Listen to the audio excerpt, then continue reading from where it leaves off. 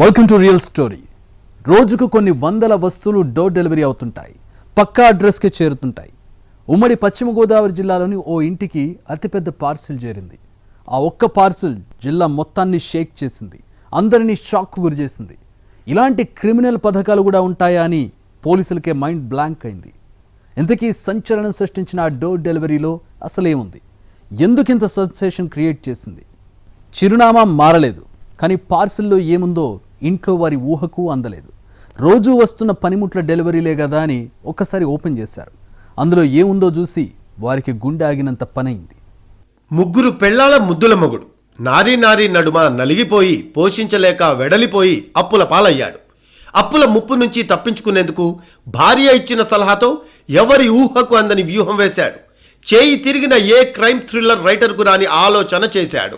తనకు వదిన వరుసయ్యే బంధువునే బెదిరించాలి అనుకున్నాడు. అంతే, ఒకరిని అంతం చేశాడు. అదే డెడ్ బాడీని డోర్ డెలివరీ చేశాడు. అక్కడి నుంచి తాను అనుకున్న అసలు కథను మొదలు పెడదామనుకున్నాడు. కానీ పార్సిల్ కథ అక్కడే అడ్డం తిరిగింది. భార్యలతో వేసిన స్కెచ్, అల్లిన స్టోరీ, దాన్ని అమలు చేసేందుకు చెక్కిన స్క్రీన్ ప్లే, రివర్స్ అయిన తీరు, వేషం మార్చిన నిందితుడిని పట్టుకునేందుకు పోలీసుల స్ట్రాటజీ, అతన్ని పట్టుకున్న తర్వాత తెలిసిన విషయాలతో ఊరంతటినీ షాక్లో ముంచెత్తాయి. ఎన్నో పార్సిల్స్ ఇంటికి వస్తూ ఉంటాయి. ఆన్లైన్లో బుక్ చేసినవి చిరునామాకే చేరుతూ ఉంటాయి. ఆఫ్లైన్లో ఇచ్చిన ఆర్డర్ కూడా సరాసరి ఇంటికే పంపిస్తూ ఉంటారు. మన పేరు మీద పార్సిల్ రాగానే పట్టలేని ఆనందం, చెప్పలేని సంతోషం. పార్సిల్లో ఏముందోనని ఆత్రం, మనం ఆర్డర్ చేసిన వస్తువు రియల్గా ఎలా ఉందో తెలుసుకోవాలి అన్న కుతూహలం. అయితే ఉమ్మడి పశ్చిమ గోదావరి జిల్లాలో ఇలాగే ఒక పెద్ద ఆర్డర్ వచ్చింది. అందులో తమకు అవసరమైనది ఏదో ఉందని సంబరంగా పార్సిల్ ఓపెన్ చేసిన కుటుంబ సభ్యులు ఒక్కసారిగా హడలిపోయారు. కాసేపు గుండె ఆగినంత పనైంది. కళ్ళు బయళ్ళు కమ్మినట్టయ్యాయి. పార్సిల్ ఓపెన్ చేస్తే శవం డెలివరీగా వచ్చింది. పశ్చిమ గోదావరి జిల్లాలో సంచలనంగా మారిన డెడ్ బాడీ పార్సిల్ కేసు ట్విస్టుల మీద ట్విస్టులు క్రియేట్ చేసింది. ఉండి మండలం ఎండగండి గ్రామంలో డిసెంబర్ 19న సాగి తులసి అనే మహిళ ఇంటికి ఇంటి నిర్మాణ సామాగ్రి పేరుతో ఓ పార్సిల్ని ఆటో డ్రైవర్ తీసుకువచ్చి అందించాడు. దాని నుంచి దుర్వాసన రావడంతో బాక్స్ ఓపెన్ చేసిన తులసి, ఆమె తల్లిదండ్రులు అదిరిపడ్డారు. బాక్స్లో మృతదేహంతో పాటు ఓ లెటర్ కూడా లభించింది. లెటర్ ఓ వైపు నాకేమైనా అయితే ముదునూరి రంగరాజు, తులసి కారణమని, ఎండగండి వాసులు అని రాసుంది. అసలే డెడ్ బాడీని చూసి షాక్ అయిన కుటుంబ సభ్యులకు ఈ బెదిరింపు లెటర్ మరింత కంగారు పెట్టింది. రెండో వైపు సుదీర్ఘంగా ఓ లెటర్ కనిపించింది. 1,30,00,000 రూపాయలు చెల్లించకుంటే మరిన్ని ఇబ్బందులు పడతారు అనేది దాని సారాంశం. దీంతో మరింత షాక్ అయిన తులసి తన చెల్లెలు రేవతి భర్త తిరుమణి శ్రీధర్ వర్మకు ఫోన్ చేసి చెప్పింది. వెంటనే అక్కడికి చేరుకున్న వర్మ వాళ్ళు అడిగిన మొత్తం డబ్బు ఇచ్చేస్తే శవాన్ని క్షణాల్లో మాయం చేస్తానని చెప్పుకొచ్చాడు. ఆస్తి కాగితాల మీద సంతకం పెడితే వెంటనే పని పూర్తి చేస్తానని స్పష్టం చేశాడు. దీంతో కంగారు పడిన తులసి తాను పనిచేసే షాపు యజమానికి సమాచారం అందించడంతో అక్కడికి వచ్చిన 4 వ్యక్తులు పోలీసులకు సమాచారం అందించారు. క్షత్రియ సేవా సమితి పేరుతో వచ్చిన పార్సిల్ ని ఆటో డ్రైవర్ తీసుకువచ్చాడు అనే సమాచారంతో దర్యాప్తు మొదలుపెట్టిన పోలీసులకు కేసు సవాల్గా మారింది. మృతదేహం ఉన్న పరిస్థితిని బట్టి చనిపోయిన వ్యక్తి ఎవరు అనేది గుర్తించడం కష్టమైంది. ఘటన జరిగిన సమయంలో సాగి తులసితో పాటు ఆమె కుటుంబ సభ్యులంతా ఇంట్లోనే ఉన్నారు. అయితే చనిపోయింది ఎవరు అనే దానిపై ఆరా తీశారు పోలీసులు. పార్సిల్ బాక్స్ తీసుకువచ్చిన ఆటో డ్రైవర్ను అదుపులోకి తీసుకున్న పోలీసులు కీలక ఆధారాలు సేకరించారు. సాగి తులసి ఇంట్లో పార్సిల్ అందించాలని ఓ వ్యక్తి ఫోన్ చేసినట్లు చెప్పాడు ఆటో డ్రైవర్. పార్సిల్ బాక్స్ తీసుకోవడానికి వెళ్లిన సమయంలో ఎర్ర కారులో వచ్చిన మహిళ ముఖానికి మాస్క్ కట్టుకొని పార్సిల్ అందించినట్లుగా ఆటో డ్రైవర్ పోలీసులకు చెప్పాడు. దాంతో దర్యాప్తు యాంగిల్ మార్చారు పోలీసులు. కేసులో అనేక అనుమానాలుండగా సాగి తులసి చెల్లెలు రేవతి భర్త శ్రీధర్ వ్యవహారం మరిన్ని అనుమానాలకు కారణమైంది. మృతదేహం పార్సిల్ వచ్చినప్పటి నుంచి శ్రీధర్ వర్మ కనిపించకుండా పోవడంతో పోలీసుల అనుమానాలు మరింత బలపడ్డాయి. ఇదే సమయంలో బాక్సులో వచ్చిన మృతదేహం ఎవరిది అనే విషయం తెలియకపోవడంతో కేసు సంక్లిష్టంగా మారింది. శ్రీధర్ వర్మ నివాసముండే కాళ్ల మండలంలోని గాంధీనగరానికి వెళ్లిన పోలీసులు అతని ఇంట్లో సోదాలు చేశారు. ఇంట్లో ఆధార్ కార్డు గాని ఇతర గుర్తింపు కార్డులు గాని దక్కకపోవడం, ఇంట్లోనే పార్సిల్ వచ్చిన చెక్కపెట్ట తరహాలో మరో బాక్సు ఉండడంతో పోలీసుల అనుమానాలు నిజమయ్యాయి. మృతదేహం ఎవరిది అని వివరాలు తెలియకపోవడంతో ఆచూకీ తెలిస్తే చెప్పాలి అంటూ పోలీసులు యాడ్స్ కూడా ఇచ్చారు. గాంధీనగరం గ్రామానికి చెందిన బర్రె పర్లయ్య కనిపించకపోవడంతో పోలీసులకు గ్రామస్తులు సమాచారం అందించారు. మృతదేహం వంటిపై ఉన్న దుస్తుల ఆధారంగా చనిపోయింది తమ గ్రామానికి చెందిన కూలి పనులు చేసుకునే పర్లయ్యగా స్థానికులు గుర్తించారు. దీంతో కేసు ఓ కొలిక్కి వచ్చినట్లయింది. కానీ పర్లయ్యను ఎందుకు చంపాడు, ఎందుకు తన వదిన ఇంటికి పార్సిల్ చేశాడు అన్నది ఒక పట్టాన కొలిక్కి రాలేదు. గ్రామంలో కూలి పనులు చేసుకుంటూ జీవించే పర్లయ్యను పనుందని పిలుచుకు వెళ్లాడు శ్రీధర్ వర్మ. అక్కడే పర్లయ్యను శ్రీధర్ వర్మ హత్య చేసినట్లుగా పోలీసులు గుర్తించారు. రెడ్ కలర్ కారులో శ్రీధర్ వర్మ పరారైన విషయం పోలీసులు గుర్తించారు. 11 బృందాలతో గాలింపు చర్యలు చేపట్టి చివరికి అతని ఆచూకీని కనిపెట్టారు పోలీసులు. శ్రీధర్ వర్మనే నిందితుడని నిర్ధారణకు వచ్చిన పోలీసులు అతడి కోసం పెద్ద ఎత్తున సెర్చ్ చేశారు. కొన్ని సీసీ కెమెరాల్లో కనబడినట్లుగా కనిపించి ఆ రూట్లలో కాకుండా వేరే రూట్లలో వెళుతూ పోలీసులను దారి మళ్లించాడు. 4 రోజుల పాటు ముప్పు తిప్పలు పెట్టిన తర్వాత కృష్ణా జిల్లా బంటుమిల్లి దగ్గర పోలీసులకు దొరికాడు. అతని కుటుంబ సభ్యుల్లో ఒక్కొక్కరిని భీమవరం, ఆకివీడు, కాళ్ల, ఉండిలలో రహస్య ప్రాంతాల్లో విచారించారు. పార్సిల్ అందుకున్న సాగి తులసి, ఆమె చెల్లెలు రేవతి మరోవైపు శ్రీధర్ వర్మను విడివిడిగా ప్రశ్నించడంతో మరిన్ని విషయాలు బయటకొచ్చాయి. దీనంతటికీ సూత్రధారి రేవతి అని పోలీసులు గుర్తించారు.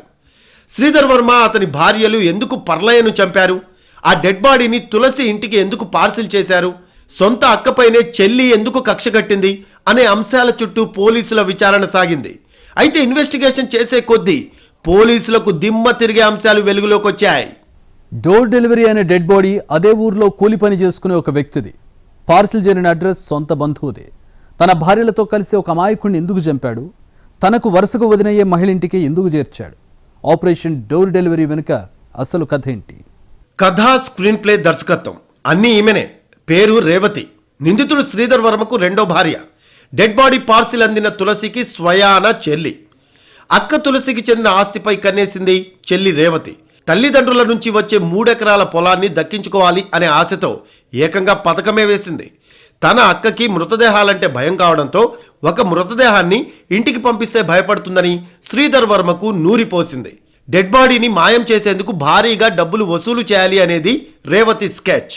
సాగి తులసి ఒంటరి మహిళ. ఆమెకు భర్త లేడు. తండ్రి నుంచి వారసత్వంగా తులసికి దక్కే పొలాన్ని తన సొంతం చేసుకోవాలనుకుంది చెల్లెలు రేవతి. ఇల్లు కట్టుకుంటున్న తులసికి ఇంటి నిర్మాణానికి అవసరమైన సామాగ్రిని క్షత్రియ ఫౌండేషన్ ద్వారా పంపిస్తున్నాము అనే పేరుతో సుష్మా అలియాస్ విజయలక్ష్మి చేత 2 సార్లు ఫోన్లు చేయించాడు. ఇదంతా ఓ స్వచ్ఛంద సంస్థ పేరుతో చేయించాడు. ఒకసారి టైల్స్ పంపించాడు, రెండోసారి పెయింట్స్ పంపించారు.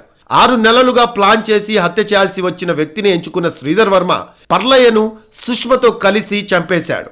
మృతదేహాన్ని తరలించేందుకు ఉపయోగించిన చెక్కపెట్టెను స్వయంగా తయారు చేశాడు. డిసెంబర్ 17న పర్లయ్యను చంపి మృతదేహాన్ని ఒక రోజంతా కారులోనే ఉంచాడు. తర్వాతి రోజు చెక్కపెట్టెలో మృతదేహాన్ని పెట్టి తరలించాలి అనుకుంటున్న సమయంలో భారీ వర్షం కురిసింది. దాంతో మృతదేహాన్ని బయటకు తరలించే అవకాశం లేక ఇంట్లోనే ఉంచాడు. ఇదంతా సుష్మా 14 ఏళ్ల కూతురు కళ్ల ముందే జరిగింది. వాతావరణం అనుకూలించడంతో సుష్మతో తులసికి మరోసారి ఫోన్ చేయించాడు. డిసెంబర్ 19న సాయంత్రం మృతదేహం ఉన్న బాక్సును ఆటో డ్రైవర్ సహాయంతో తులసి ఇంటికి పంపించారు. తాను చేసిన ప్రతి పనిని ఎప్పటికప్పుడు ఫోన్లో రేవతికి చెప్పేవాడు శ్రీధర్ వర్మ. మృతదేహానికి చేప అనే కోడ్ భాష పెట్టుకుని ఫోన్లో మాట్లాడుకునేవారు. పార్సిల్ పంపిన సమయంలో చేప ఇంటికి చేరబోతోంది అంటూ సమాచారాన్ని శ్రీధర్ వర్మ అందించాడు.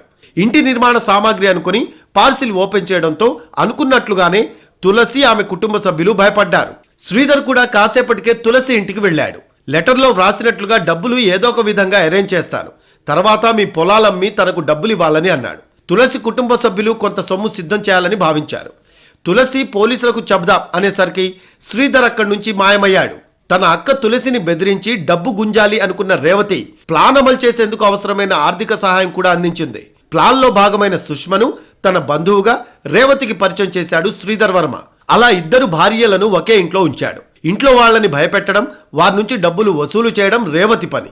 స్వచ్ఛంద సంస్థ తరపున ఫోన్లు చేయడం, డబ్బులు ఇవ్వాలని లేఖ రాయడం, మృతదేహాన్ని ఆటో డ్రైవర్కు అప్పగించడం సుష్మ పని. మృతదేహాన్ని సేకరించడం, పార్సిల్ చేయడం, డబ్బు అందగానే డెడ్ బాడీని సముద్రంలో పడేయడం శ్రీధర్ వర్మ పని. ఇలా 3 పకడ్బందీగా పథకాన్ని అమలు చేశారు. క్యాస్ట్ ఫైనాన్సర్ రేవతి కొంత మదర్ కి స్వయంగా గోల్డ్ ప్లెడ్జ్ చేసి అది కూడా మనకి ఎవిడెన్స్ ఉంది. ల్యాండ్ కూడా హాఫ్ ఎకర్ ల్యాండ్ కూడా మార్టిగేజ్ ఆయన ఇవ్వడంలో she could get that loan amount.